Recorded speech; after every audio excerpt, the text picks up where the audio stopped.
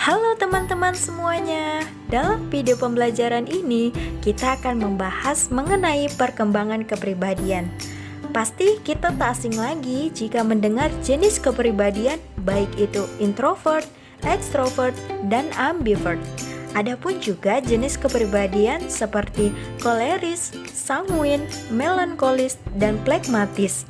Meski kita sering dengar dan tak asing lagi, tapi terkadang kita juga masih bingung, kita masuk kepribadian yang mana sih? Nah, tahu nggak sih teman-teman, untuk mengetahui jenis kepribadian ini sangat penting loh.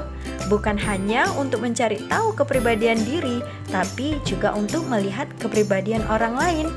Dengan mengerti itu, kita bisa menjalin komunikasi sosial menjadi lebih baik. Karena tiap pribadi berbeda-beda cara perlakuannya. Banyak kesalahpahaman dan konflik terjadi hanya karena kita tidak mengetahui kepribadian lawan bicara kita. Nah, untuk itu teman-teman, dalam video pembelajaran ini kami berharap teman-teman dapat mengerti dan memahami tentang perkembangan kepribadian, serta dapat mengetahui apa sih jenis kepribadian kita. Untuk itu, mari kita lihat videonya.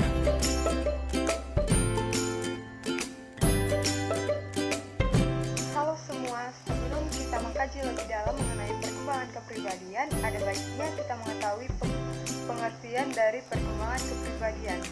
Perkembangan adalah suatu proses terjadinya perubahan-perubahan psikologis atau sifat-sifat khas secara terus-menerus menuju ke suatu arah, yaitu organisasi atau struktur tingkah laku pada tingkat integrasi yang lebih tinggi melalui proses belajar.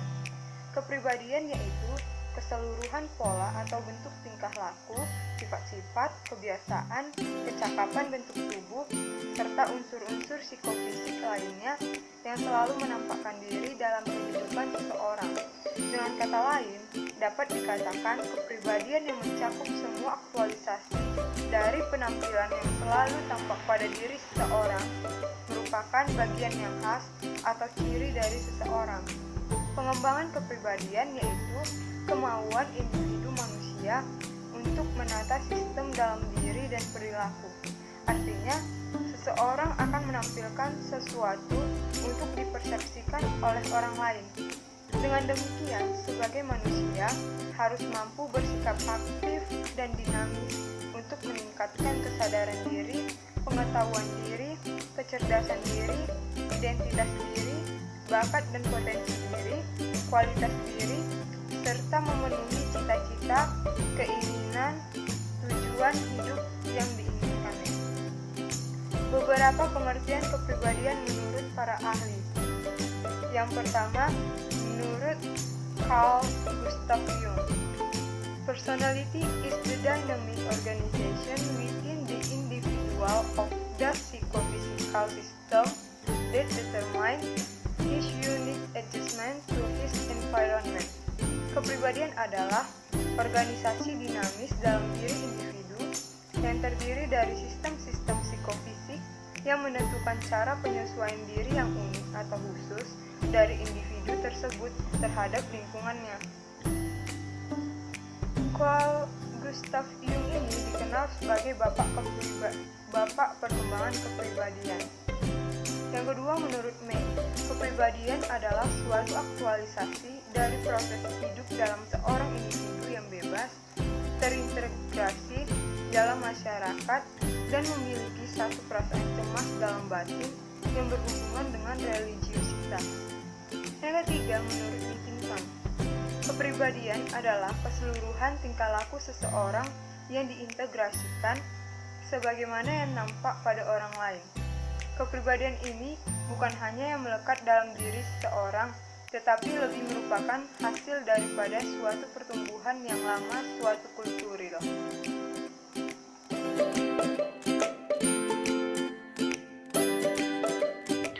Struktur dan tipologi kepribadian.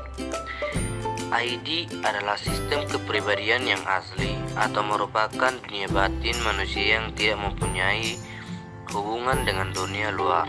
Contohnya pada saat kita batuk dan lapar. Ego adalah komponen kepribadian yang bertanggung jawab untuk menangani dengan realitas. Contohnya suara hati untuk memutuskan makan atau tidak.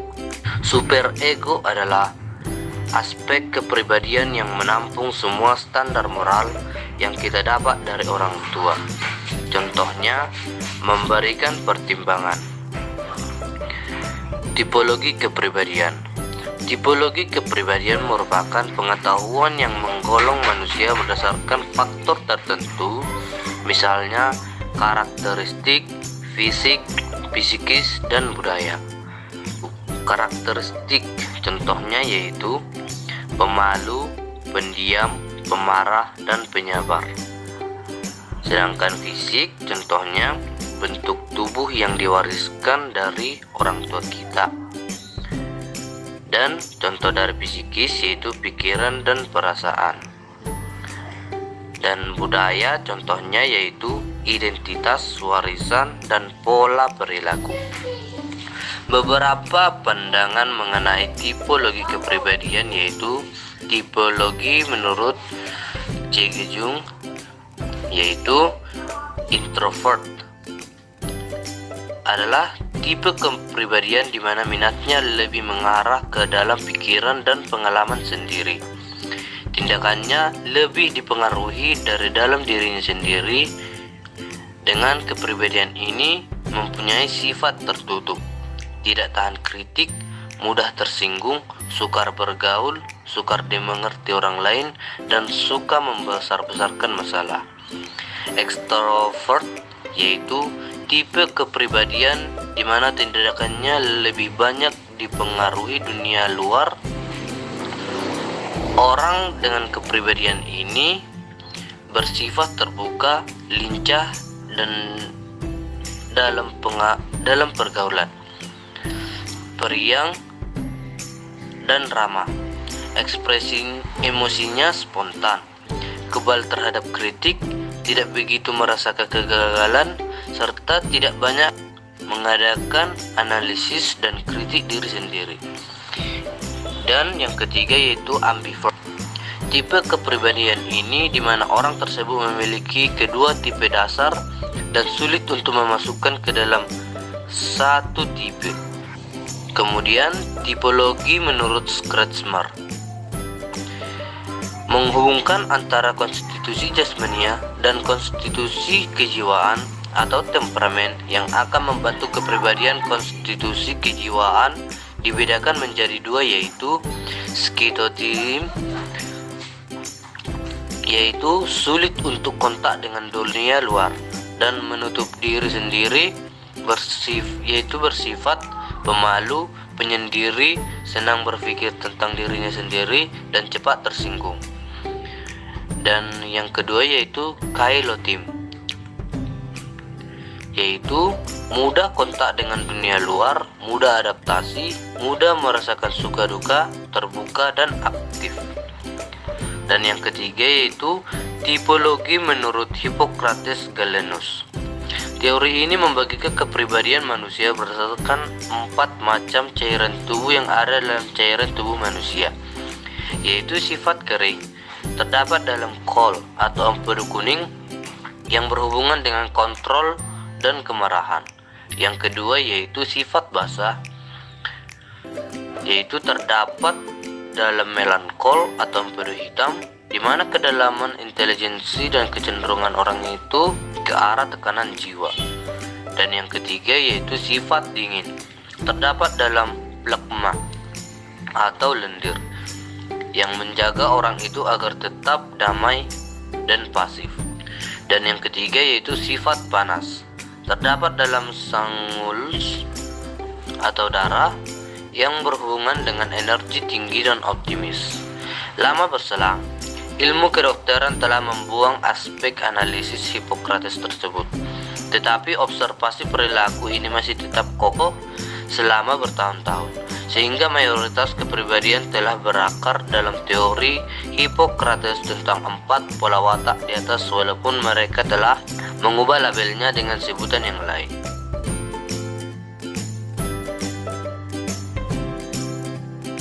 Nah, apa aja sih yang menjadi faktor pembentukan kepribadian kita? Nah, di sini ada 5 faktor yang dapat membentuk kepribadian kita. Faktor yang pertama ada warisan biologis. Warisan biologis mempengaruhi kehidupan manusia, dan setiap manusia mempunyai warisan biologis yang unik, berbeda dari orang lain. Artinya, tidak ada seorang pun di dunia ini yang mempunyai karakteristik fisik yang sama persis dengan orang lain, bahkan anak kembar sekalipun. Faktor keturunan berpengaruh terhadap keramatamahan, perilaku kompulsif atau terpaksa dilakukan, dan kemudahan dalam membentuk kepemimpinan, pengendalian diri, dorongan hati, sikap, dan minat. Faktor yang kedua ada warisan lingkungan alam. Perbedaan iklim, topografi, dan sumber daya alam menyebabkan manusia harus menyesuaikan diri terhadap alam.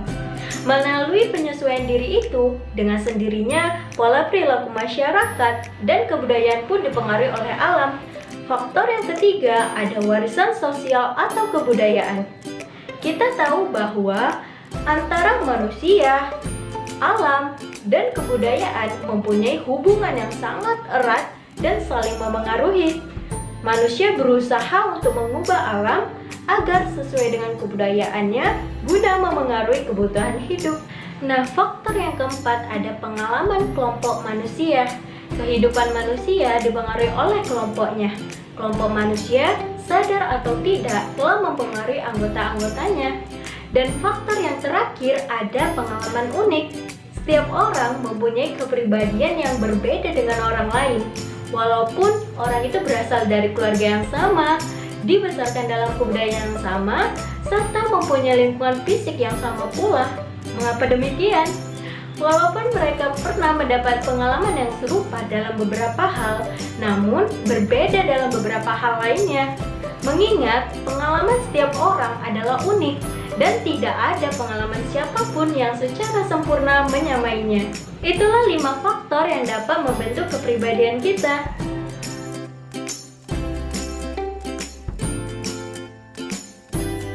Tahap-tahap perkembangan kepribadian. Tahap-tahap perkembangan kepribadian setiap individu tidak dapat disamakan satu dengan yang lainnya.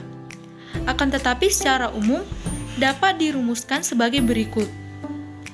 Yaitu ialah 1. Fase pertama. Fase pertama dimulai sejak anak berusia 1-2 tahun, ketika anak mulai mengenal dirinya sendiri.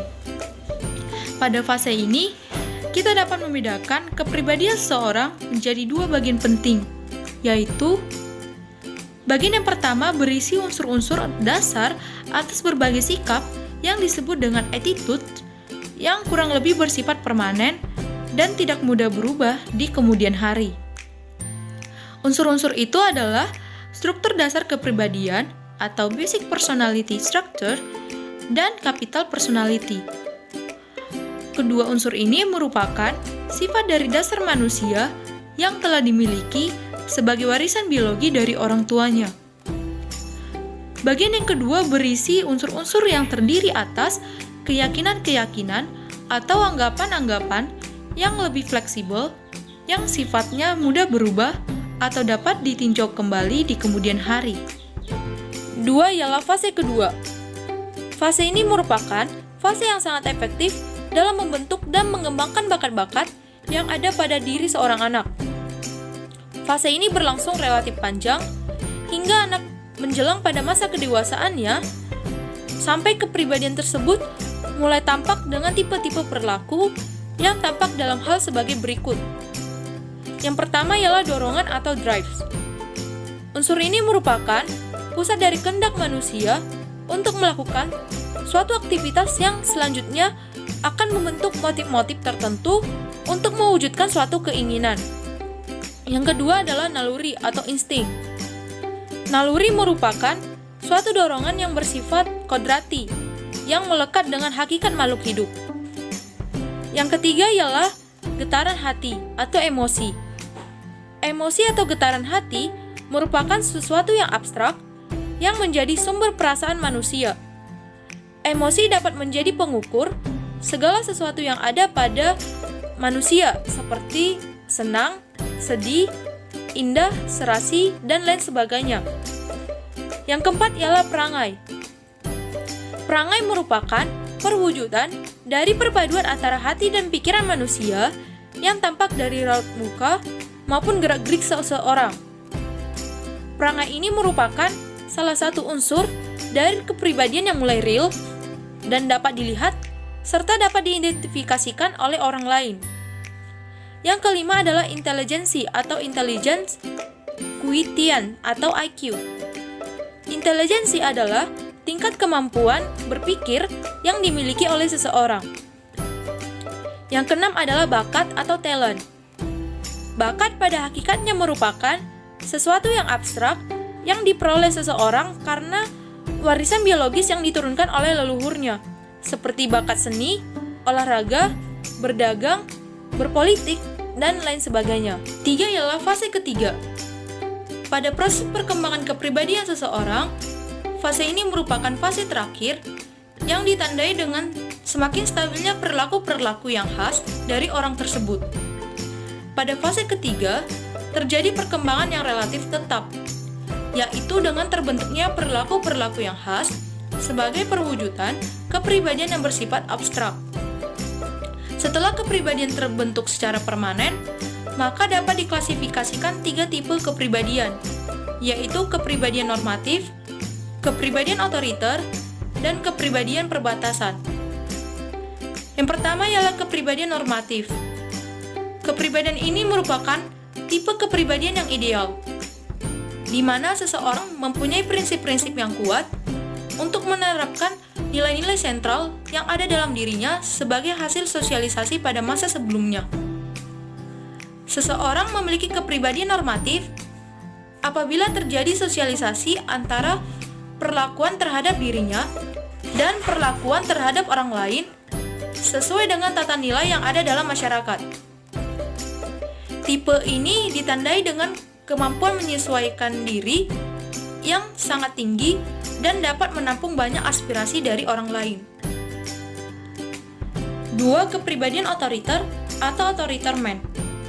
Tipe ini terbentuk dari proses sosialisasi individu yang lebih mementingkan kepentingan diri sendiri daripada kepentingan orang lain. 3. Kepribadian perbatasan. Kepribadian ini merupakan tipe kepribadian yang relatif labil, di mana ciri khas dari prinsip-prinsip dan perilakunya seringkali mengalami perubahan-perubahan, sehingga seolah-olah seseorang itu mempunyai lebih dari satu corak kepribadian. Seseorang dikatakan memiliki kepribadian perbatasan apabila orang ini memiliki dualisme budaya, misalnya karena proses perkawinan atau karena situasi tertentu, hingga mereka harus mengabdi pada 2 struktur budaya yang berbeda. Sekian pembahasan mengenai perkembangan kepribadian. Nah, teman-teman, ada sedikit kutipan dari Bapak Perkembangan Kepribadian, yaitu Carl Gustav Jung. Dia pernah berkata, "Saya bukan apa yang terjadi pada saya, tapi menjadi apa yang saya pilih." Nah, dari kutipan itu, maka teman-teman harus jadilah diri sendiri sesuai apa yang teman-teman pilih.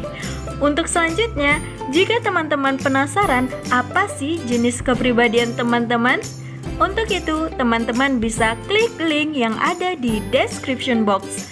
Terima kasih teman-teman telah menonton video ini. Semoga apa yang kami sampaikan dapat bermanfaat untuk kita semua. Bye-bye.